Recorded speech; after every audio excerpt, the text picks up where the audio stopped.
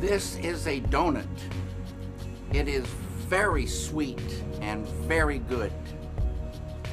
But if you'd never tasted a donut, you wouldn't really know how sweet and how good a donut is if you'd never had that experience. Transcendental meditation is like that. Transcendental meditation gives an experience much sweeter than the sweetness of this donut. It gives the experience of the sweetest nectar of life, pure bliss consciousness. As Maharishi says, those who don't know, they don't know. Those who know, they enjoy. I hope this following documentary gives you some good news about the sweetness of life.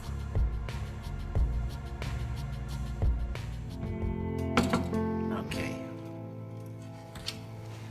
This here represents the surface of life. Surface. And we see surfaces, you know, surfaces. And about 300 years ago, scientists, they started wondering what was this wood and what was this metal and what was it really? So they start looking into matter. So this side is matter, and this side is mind. Mind and matter. And the scientists, well, they discovered molecules. Deeper they went, and they discovered these atoms. And like I say, they thought that was the smallest particle for a long time. All these things we learn about in school. They went deeper, and they find inside the atoms these little electrons and neutrons and protons. And they went deeper and deeper and deeper, smaller and smaller particles, smaller and smaller particles. They found 4 forces. On a deeper level, the 4 became 3. And on a deeper level, the 3 became 2.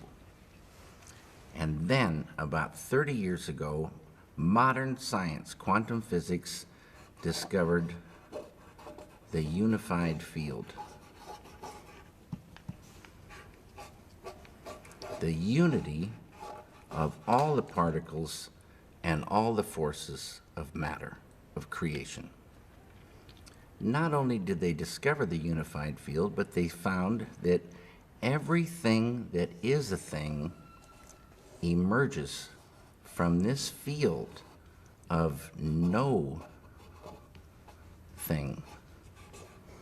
Unmanifest it is. Unmanifest. It is no hyphen thing, but all things come from it. Anything that is a thing has emerged from this field of unity.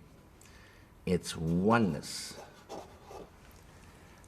The scientists know this exists, but if they wanted to get there, you can't get there. It's unmanifest. You can't walk into this field. But any one of those scientists could practice a technique, transcendental meditation, which, remember, true happiness is not out there. You're given a mantra, a very specific sound, vibration, thought. Very specific. It needs to be life-supporting at all deeper levels. And that mantra that you're given, that Maharishi gives, the key that opens the door. The mantra turns the mind within, turns the awareness within, and you naturally dive. Why is it natural? Because each deeper level of mind and each deeper level of intellect has more happiness. And the deeper levels of mind and deeper levels of intellect correspond to deeper levels of matter. At the borderline of intellect, you transcend. Transcend is the key word. It means to go beyond. You're going beyond field of relativity, duality, experiencing oneness. Pure, unbounded, infinite consciousness.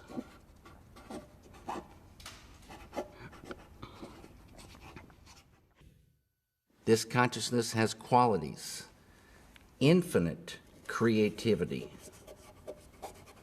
intelligence, energy, love, power, and bliss. Dynamic peace.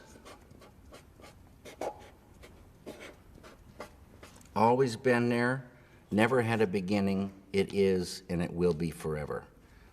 Unbounded, infinite, eternal, immutable, immortal consciousness, fullness. Any human being can experience this easily and effortlessly with transcendental meditation. Transcendental meditation is just a vehicle to get you here. When you experience this level, you enliven it, and it grows in the individual. So if you started with a ball of consciousness this big, everyone has consciousness. Consciousness is the way to understand consciousness. If you took it away, you'd see what it really is. If there wasn't any consciousness, we wouldn't exist. And if we did exist, we wouldn't know it. It's the I amness of life. It is life itself. Tied to consciousness is all this: creativity, intelligence, energy, love, power, bliss, dynamic peace, all positive, light of unity, all positive. You experience this level and you enliven it, and this ball of consciousness that you thought was just going to stay the same for the rest of your life starts expanding, and these qualities expand.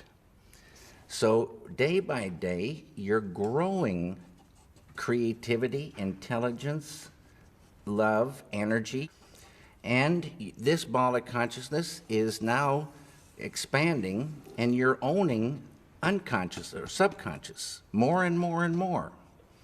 Side effect of the growth of this consciousness is negativity starts to recede, tension, I write all these things, stress, anxiety, sorrow, depression, anger, hate, fear, all starts to go. Can't live in the light of this. In schools, when there's stressed anxiety, horror stories, depression, so many people on pharmaceutical drugs, suicides, shootings, stabbings, you give a student this technique. It's easy to do. It's not concentration, it's not contemplation. Concentration, contemplation keep you right on the surface. You're not transcending. It's this field that does everything for the human being. This field. And you experience this field when you really get there and transcend. This is transcendental consciousness. It's, there's so many names for this field. The Tao, Kingdom of Heaven, all these names for this one field, the absolute, totality. In Vedic language, this field is called Atma. A-T-M-A, means the self, with a capital S. Know thyself. Get there. Know it by being it. Unfold it. And what you're doing is unfolding your full potential as a human being. Your full potential of the beautiful human being is called enlightenment. And people can unfold their enlightenment. And man, you are not angry anymore? No, I told you, that anger lifted away without trying. Poison to the artist, poison to the environment, poison to the human being, lifts away without trying. But it's not that you become numb and sleepy and don't want to work. You get more energy, more enjoyment of the doing. And negativity lifting means that conduit of the flow of ideas, the flow of creativity, is not cramped by that. Negativity restricts that flow. So, you know, and you can still have righteous anger, being very strongly for something or against something, beautiful. But the kind of anger that is just bitter, just like selfish kind of anger, no one wants to be around this kind of person, and the person's poisoning themselves. The person can't work so good. That's mind control. Negativity is really mind control. Depression controls the mind now. Can't work. Anger controls the mind. You can't work. Sorrow. Some people hold sorrow for years. And you want to visit them and cheer them up, but it doesn't do anything. You get them the chance to transcend and watch what happens. Sorrow will lift away. They'll be back on the road. You started 34 years ago to go deeper and deeper into that spiritual journey, but it's lately only that you decided to go public about it more and more. What was the ignition point, or in your life or in the world, that made you want to talk about it? What happened? This right here, Water the Root Peace Creating Group. This one here, I don't know where Over there.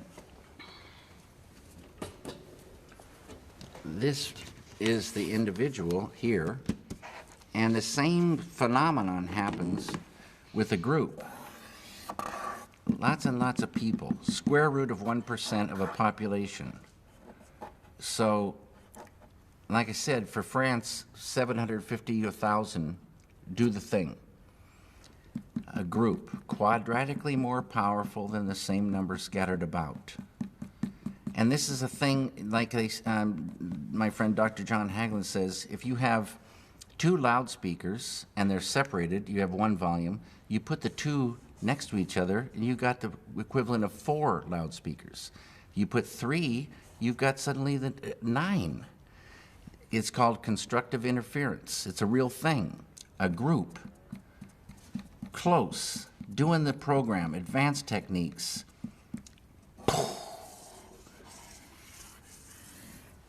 Day by day. Just like when you want to get electricity to the people, you build a power plant, generate that electricity, and they get it. And you want that power plant to stay. They got their computers running, their TVs running, the whole kitchen's running, and day by day, you're generating electricity. Day by day, you're generating dynamic peace. Beautiful thing. Human beings like a light bulb. And we enjoy that light inside, but we also radiate it. We affect our environment. Everybody knows that. You go into a room where there's been a bad argument, the argument's over, but you can feel that thing. You go into a room filled with felicite, bliss, and the power of that is so beautiful to be in. And this group radiates that. Side effect, negativity goes. Enmity and the enemy goes. Without trying. Unified field. That's our big friend. And this is all the thing tied to peace. It gets to the point where you couldn't hurt another human being. It would be like hurting yourself. This is the way it is supposed to be. It's not the way it is, but it would be so beautiful. But the key is there. This feeling, it just grows and it's real. It's much more real feeling than our world, which is pretty much an absurd joke when, you know, somebody is blowing children's heads off in the name of peace.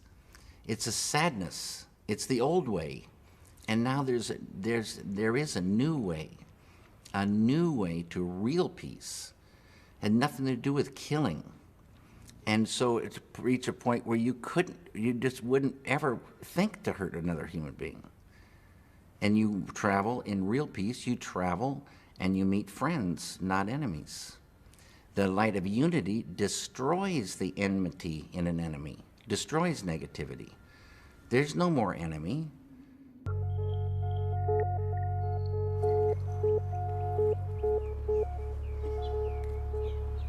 I hope you enjoyed this documentary. Thank you very much. And I wish you all the very, very best.